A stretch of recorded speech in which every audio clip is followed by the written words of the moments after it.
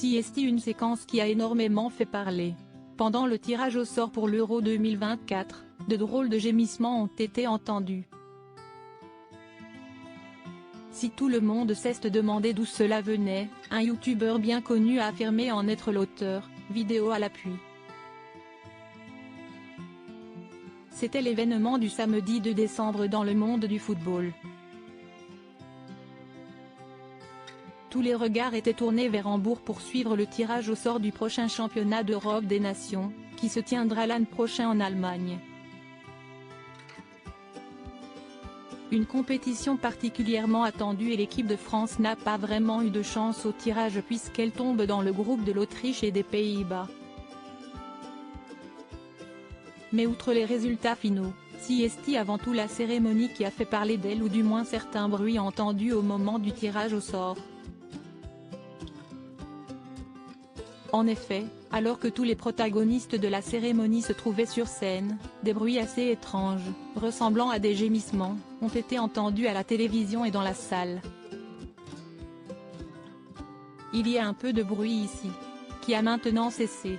Il n'y a plus de bruit, a lancé le secrétaire général adjoint de l'UEFA, Giorgio Marchetti, également animateur de ce tirage au sort. Une séquence qui a fait un énorme buzz sur les réseaux sociaux, et depuis, tout le monde tente de savoir d'où sont venus ces bruits pour le moins étonnants. Si l'on en croit le youtubeur Daniel Jarvis, ce dernier serait à l'origine de ce gag pour le moins étonnant. Daniel Jarvis se filme pendant le canular, adepte de ce genre de concept. Celui qui est suivi par plus de 200 000 abonnés sur YouTube serait donc l'instigateur de cette blague, comme il l'a montré sur son compte X, anciennement Twitter.